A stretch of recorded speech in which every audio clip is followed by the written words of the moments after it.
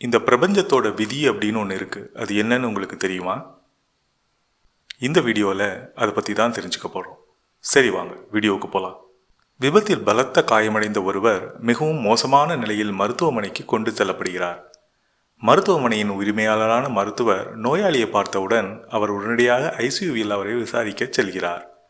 2-3 மணி நேர அறுவை சிகிச்சைக்கு பிறகு மருத்துவர் வெளியே வந்து, இவருக்கு இங்கு எந்த விதமான சிரமமோ அசௌரியமோ ஏற்படாமல் பார்த்து கொள்ளுங்கள், மேலும் அந்த நபரிடம் சிகிச்சை மற்றும் மருந்துகளுக்கு பணம் எடுக்க வேண்டாம் என்றும் தனது ஊழியர்களிடம் கூறி செல்கிறார்.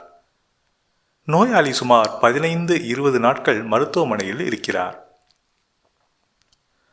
அவர் நன்றாக குணமடைந்து மருத்துவமனையில் இருந்து டிஸ்சார்ஜ் செய்யப்பட இருந்தபோது மருத்துவர், அவரே அந்த மருத்துவமனையின் உரிமையாளரும் கூட, அவரது இறுதி அறிக்கையை பரிசீலனைக்கு பெறுகிறார். அதனுடன் அந்த நோயாளிக்கு சுமார் 5.5 லட்சம் ரூபாய் ரசீது வழங்கப்படுகிறது.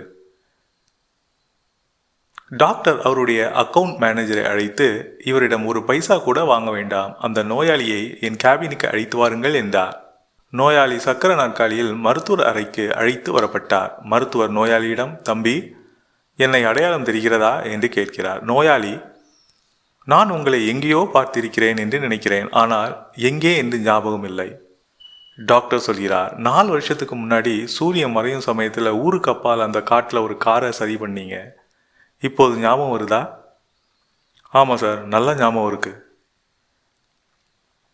அன்றைய தினம் நான் எனது குடும்பத்துடன் சுற்றுலா சென்று கொண்டிருந்த போது கார் பழுதாகிவிட்டது. சுற்றிலும் வெறிச்சோடிய காடுதான் இருந்தது. குடும்பத்தில் அனைவரின் முகத்திலும் கவலையும் பயமும் படர்ந்திருந்தது. நாங்கள் அனைவரும் ஏதாவது உதவி செய்ய கடவுளிடம் பிரார்த்தனை செய்தோம். சிறிது நேரத்தில் ஒரு அதிசயம் நடந்தது. நீங்கள் பைக்கில் வந்தீர்கள். பைக்கை நிறுத்திவிட்டு எங்கள் பிரச்சனைக்கு காரணம் கேட்டீர்கள். பிறகு காரின் பேனட்டை திறந்து சரி பார்த்தீர்கள். சில நிமிடங்களில் கார் ஓடத் தொடங்கியது. நாங்கள் அனைவரும் மிகவும் மகிழ்ச்சியாகவும் நிம்மதியாகவும் வீடு வந்து சேர்ந்தோம். அந்த வனாந்திர காட்டில் இரவை கழிக்க வேண்டும் என்ற எண்ணமே எங்களுக்கு குமரலை ஏற்படுத்தியதால் எல்லாம் அல்ல இறைவன் உன்னை எங்களிடம் அனுப்பியது போல உணர்ந்தோம். நீங்கள் ஒரு கேரேஜ் நடத்துகிறீர்கள் என்று சொன்னீர்கள். அத்தகைய கடினமான சூழ்நிலையில் உங்கள் உதவிக்கு விலை இல்லை, அது விலை மதிப்பற்றது. ஆனாலும் நான் உங்களிடம் எவ்வளவு பணம் வேண்டும் என்று கேட்டேன். அந்த நேரத்தில் நீங்கள் கூப்பிய கைகளுடன் பேசிய வார்த்தைகள், எனது விதியும் கொள்கையும் என்னவெனில், பிரச்சனையில் இருப்பவரின் உதவிக்காக நான் எதையும் திரும்ப பெறுவதில்லை. இந்த வேலையின் கணக்கை என் கடவுள் வைத்திருப்பார் என்றீர்கள். அந்த வார்த்தைகள் என் வாழ்க்கைக்கு உத்வேகம் அளித்தன. பெயரளவிலான வருமானம் உள்ள ஒருவரால் இவ்வளவு உயர்ந்த எண்ணங்களும் மதிப்புகளும் இருக்க முடியும் என்றால் அவற்றை நாமும் பின்பற்றினால் என்ன என்று நினைத்தேன். அன்றிலிருந்து இன்று வரை அதை கடைபிடித்து வருகிறேன். 4 வருடங்கள் ஆகியும் எனக்கு எந்த குறையும் இல்லை.